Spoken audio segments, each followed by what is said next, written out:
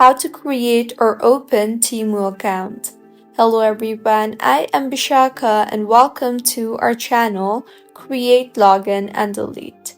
I will take you through the step-by-step process on how to create or open Temu account.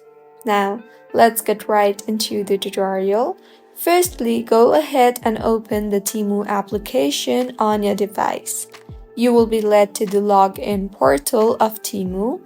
Go ahead and enter your email address and tap on Continue.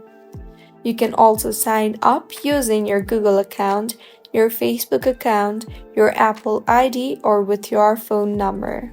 I will sign up using my email. So if you are signing up with your email too, enter the email address and tap on the Continue button. You will then be asked to enter a password.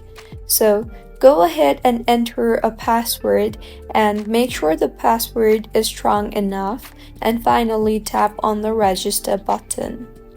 You will then be asked to enter your phone number, but that is totally optional for the time being. So you can tap on the Not Now option, and with this, as you can see, the account has been created successfully. So this is how you can create or open Temu account.